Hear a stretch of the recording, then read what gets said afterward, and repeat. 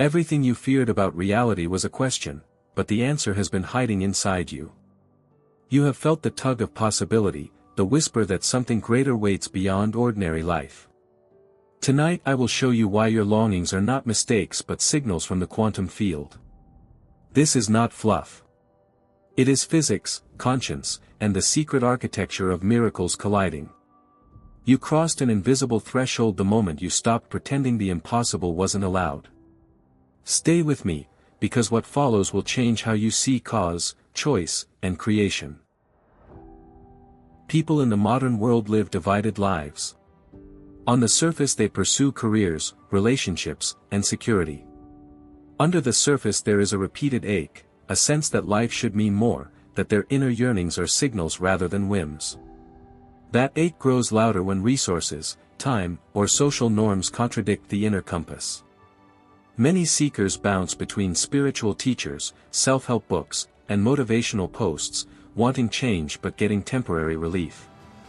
They try rituals that feel hollow, repeat affirmations without structural practice, and hope thought alone will rearrange the world. At the same time, rational minds, trained by science and skepticism, scoff at any shortcuts. They are right to demand rigor. But often scientific literacy and spiritual hunger are presented as opposites when they can be allies. Here lies the core problem: most people treat transformation as a private wish rather than a reproducible process. They oscillate between magical thinking and rigid materialism, missing the middle path where measurable principles meet meaning. That collision creates paralysis. People feel stuck, wanting abundance, love, healing, and impact, but lacking an integrated method to change their internal states and external outcomes simultaneously. They fear being labeled delusional if they imagine quantum ideas, and they fear being naive if they chase spiritual experiences. This dual fear produces shame, secrecy, and a slow erosion of self-trust. Those who try to bridge the gap often fall into two errors: either they import metaphors from physics as mysticism without operational practice, or they adopt scientific language as a spiritual bypass that ignores subjective experience. This video addresses that precise failure. It will show you how to combine the most robust discoveries about information, observation, and entanglement with rigorous inner work. Later, I will teach exercises you can practice today, short, repeatable, and evidential, so the mystery of manifestation becomes method instead of wishful thinking. Consider Maya, a teacher in Ohio who lost her sense of worth after a messy divorce and a job layoff. She tried vision boards and late-night manifesting videos but nothing shifted. Her friends said she needed a new job, her therapist said she needed to grieve. Both were true, but neither integrated her longing to create a life that matched her inner frequency. Maya's problem was not lack of desire, it was lack of a combined map that honored emotional processing and applied quantum-aligned techniques. This confusion matters because meaning shapes behavior. When you are uncertain about how change actually unfolds, you default to the smallest available action: scrolling, numbing, or hoping someone else will rescue you. Small repeated choices compound into identity. If the narrative inside your head is that possibility is rare and you are unlucky, your physiology and habits follow. Yet recent thinking in physics and neuroscience shows that information, attention, and expectation are not epiphenomena, they participate in real processes. They alter probabilities and create cascade effects across systems. For people like Maya, the path forward requires a compassionate reframe. Grief and strategy must coexist, and inner work must be anchored to practices that produce evidence. This video refuses polarity. I will give you both the science-based explanation for why your attention matters and the spiritual disciplines that let you steward attention with integrity. By the end of this section you will understand why the problem is not your desire but the structure you use to pursue it. We will practice measurable steps that reshape neural pathways and influence external conditions: practical, replicable, and humane. Change is learnable, and it begins now. The discovery I want to share is not a single headline finding but a lineage of insights from physics, neuroscience, and contemplative traditions. So-called quantum manifestation is often caricatured online as wishful thinking, but at its core it names a set of testable principles: information matters, observation influences probability, and coherent intention organizes systems. Physicists have shown that measurement collapses probabilities into specific outcomes at microscopic levels. Neuroscience shows that attention sculpts neural circuits. Combine those facts with ancient spiritual practices that cultivate presence and intentionality, and you arrive at a pragmatic bridge between inner states and outer events. One clear discovery is that attention is a form of information exchange. Where you place attention, you change the likelihoods of subsequent events. This does not mean you can defy every law of nature, but it does mean your choices create boundary conditions that influence complex systems. Think of an arm reaching for a cup. Intention, neural firing, muscle activation, and physical laws align to produce motion. In larger systems, relationships, careers, creative projects, the same alignment principle applies, except the forces are more distributed and the timescales are longer. Another discovery is the role of expectation and emotion as amplifiers. When emotion and sustained expectation accompany attention, your actions become coherent signals that attract resources, mirror responses from others, and prime your cognition to notice pathways you would otherwise miss. This is not mystical, it is pattern recognition, social signaling, and embodied momentum. To make this concrete, consider Daniel, a nurse from Texas who used to feel powerless rebuilding a life after illness. He learned to pair clear intentions with microactions, 5-minute focused practices, daily notes of small wins, and short visualization before sleep. Within months, small opportunities appeared, a part-time role that led to new connections, a physical therapy referral that improved mobility. Daniel described it as a sequence. Inner calibration led to different choices, and different choices led to different events. The scientific analog is simple: change initial conditions and the trajectory changes. But crucially, the spiritual analog adds meaning and ethical orientation. Manifestation without moral grounding can become selfish or disconnected. Our discovery therefore includes intention that is aligned with growth, generosity, and integrity. This blended discovery reframes miracles as emergent events from disciplined practice rather than random favors. Practically, the discovery teaches 3 things you can test: focus attention for measurable windows of time, pair attention with physical microactions, and cultivate emotion that aligns with the desired state. Later in this video I will give you specific exercises that follow this template. The rest of this section will deepen your understanding of why these steps matter and how to make them trustworthy. Let me elaborate with a short exercise you can try now. Close your eyes for 90 seconds and recall a moment when you felt deeply alive. Notice the sensory details, let the body remember the posture, breath, and warmth. Allow gratitude to fill the edges of that memory. Open your eyes and write one small action you could take in the next 24 hours that aligns with that feeling. That tiny bridge, memory, feeling, and a microaction, demonstrates how inner calibration yields outward momentum. A second important piece of the discovery is social resonance. People are embedded in networks where intentions ripple. When your inner state shifts, you change the tone of your communications. The way you enter rooms, and the kinds of opportunities you recognize. Manifestation is therefore both an individual and a relational project. These discoveries are accessible, they ask for practice, not proof of faith. Keep an experimental mind, test small protocols, measure results, and iterate. Section 3, The Method. Here is the method, a practical, repeatable protocol that blends scientific principles with spiritual practice. It has 5 parts: ground, focus, embody, act, and integrate. Each part is short, evidence-oriented, and designed to be practiced daily.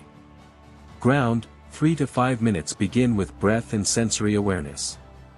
Sit comfortably, feel the weight of the body, and take slow breaths. This anchors your nervous system and produces reliable baseline data for attention. Focus, 5 to 15 minutes. Choose one clear intention. Phrase it precisely: what do you want and why is it meaningful? Hold that intention while practicing focused visual imagery or a single-point meditation. The goal is sustained attention, which aligns neural circuits toward the desired outcome. Embody, 2 to 10 minutes move the body as if the intention were true. Adopt the posture, facial expression, and microbehaviors of the state you seek. Embodied rehearsal primes motor plans and shifts hormonal states. Act, microactions identify 3 tiny actions you can do today that are consistent with the intention. They should be specific, measurable, and immediately doable. Microactions create probability shifts in your environment and trigger feedback loops. Integrate, journal, reflect, iterate at night, note what changed. Keep a simple log of attention, actions, and outcomes. Over weeks you will accumulate evidence about what works. This protocol is compact by design. It moves beyond passive wishing and grounds change in physiology, information, and social dynamics. To illustrate, Sarah, a software developer in Seattle, used this method to regain creative flow after burnout. She began with 2 minutes of grounding each morning, a focused 10-minute imagery practice about leading a small product launch, and 3 microactions related to networking and prototype building. Within 6 weeks her inbox contained collaboration requests she had previously only dreamed of receiving. Notice the pattern: intention without action stays speculative, action without attention is scattered, embodiment without integration lacks feedback. The method stitches these elements together. It is scalable, you can use 5 minutes a day or 50. The power comes from repetition, data collection, and moral alignment, choosing intentions that honor your life and others. Practical exercise: 30 days. For the next 30 days, commit to the 5-part method. Week 1, practice ground plus focus daily. Week 2, add embody. Week 3, add microactions. Week 4, integrate and evaluate outcomes. Record small wins and course correct accordingly. Quantum concepts translated into practice: observation collapses possibilities not by magic but via information updating. When you observe with intention, you are essentially updating your internal model and your outward behavior. Entanglement is mirrored in relationships: when 2 people align in purpose, their combined actions create disproportionate effects. Coherence: when your thoughts, feelings, and behaviors point in the same direction, amplifies probability shifts. Experiment variation: create a 3-sentence manifesto for your intention that you can read aloud morning and night. Pair each reading with a microaction. Keep a habit tracker and notice statistical changes in mood, opportunities, and energy. Ethical guardrails: include benefit to others in your intentions when possible. Avoid intentions that aim to dominate or harm. Manifestation is most potent when it flows from service, gratitude, and contribution. A final practical tip: measure what you value. Use simple metrics: 1 new connection per week, 10 focused work sessions, or 3 acts of kindness. Metrics keep the process honest and help you see causal links between inner practice and outer results. Start small, stay curious, and record all you learn. Transformation is not a single dramatic event, it is a series of small interior fidelities that accumulate into a new life. When the method is practiced consistently, 3 domains shift predictably: identity, relationships, and circumstances.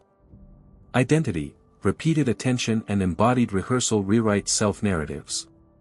You begin to think of yourself as someone who takes aligned action, who learns from feedback, and who tolerates uncertainty.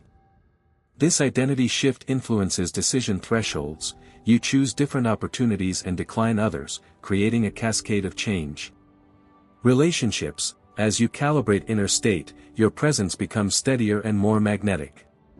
Others respond to who you are becoming, alliances form and toxic dynamics fall away. People who once ignored you may now mirror your new confidence, collaborators and friends notice consistency and reliability. Circumstances: while there is no guaranteed script, improved identity and relationships increase the probability of different outcomes. Jobs: creative traction, healing, and financial shifts often follow sustained inner practice. An emotional story: Lena, a single parent in Michigan, had long believed she was not built for abundance. After enrolling in a community program, she practiced the 5-part method with modest expectations. She journaled nightly, honored microactions, and slowly reclaimed agency. Months later she received a scholarship for a certification program and a freelance contract that doubled her income. The change did not erase struggle, but it changed the playing field.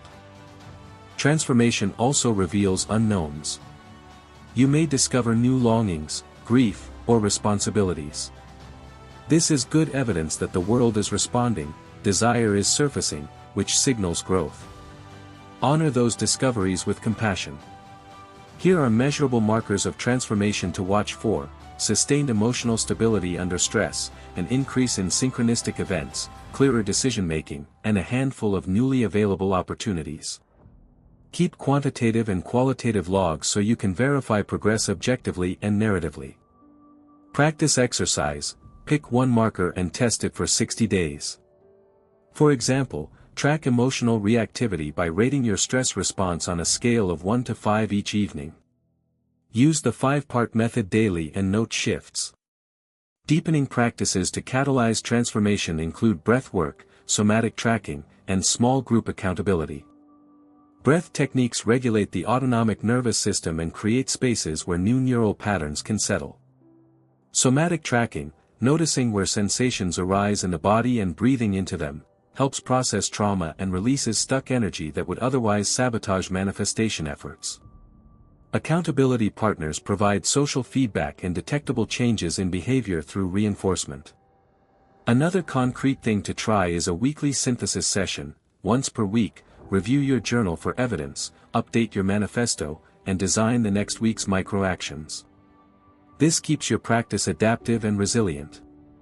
Scientifically minded readers should treat transformation like an experiment: set hypotheses, run interventions, collect data, and analyze outcomes. Spiritual readers should treat it like devotion: bring curiosity, patience, and humility.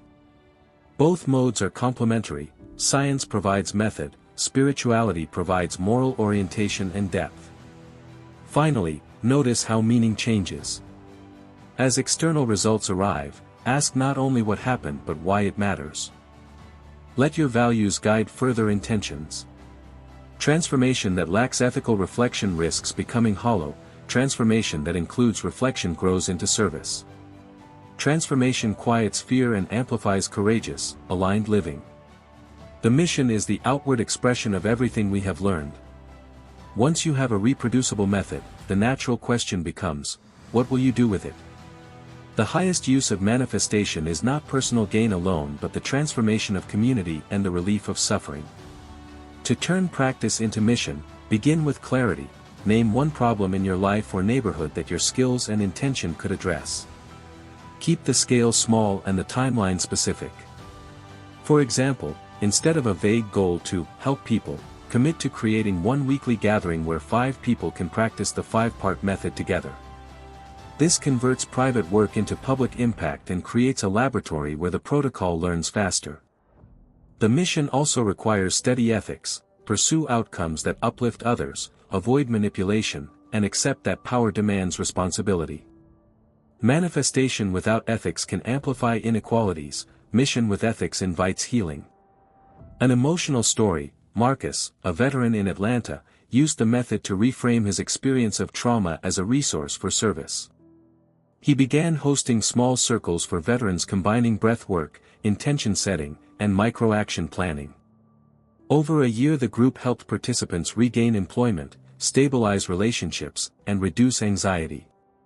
Marcus's mission emerged not from grandiosity but from testimony and repeated small practices. Practical exercise for mission building: create a 90-day project. Week 1, prototype a simple offering, a 30-minute online session or a local meetup. Weeks 2 through 6, iterate with feedback. Weeks 7 through 12, scale modestly. Keep data points. Attendance, qualitative feedback, and one metric of participant change. Leadership in this context is not charisma, it is reliability. Your mission succeeds when you show up, model the method, and steward learning. Invite others to contribute their gifts and hold the experiment to public scrutiny. Scaling responsibly means creating structures, documentation, onboarding for new participants, and a simple measurement system. Create templates for the 5-part method so others can reproduce results quickly. Another practical point is resilience. Missions encounter setbacks. When initiatives fail, practice the method with the same rigor: ground, focus, embody, act, integrate. Use failure as feedback rather than identity proof. Global change often begins with a small committed group. If 10 people practice consistently and mentor 10 more each year, the exponential potential is enormous. But growth without soul is harmful, so pair scaling with supervision, ethics review, and continuous reflection. Finally, your mission anchors the whole project in meaning. Ask daily, is this intention serving life? Let that question refine your aims. When mission and method converge, manifestation becomes a force for collective liberation. If this message found you, and something in your chest said yes, act on it. Commit to the 30-day experiment described earlier. Record your journey, share one sincere story publicly, and invite one person into a practice circle. To help you start, here are 3 micro-commitments you can choose from right now. 1. Practice the 5-part protocol for 5 minutes each morning for 7 days. 2. Write a public post about one small transformation you notice and tag a friend. 3. Invite someone to a short experiment and compare notes after 2 weeks. Choose one, and promise me you will not quit after the first awkward day. Momentum compounds when habit meets curiosity. Start today. Keep going.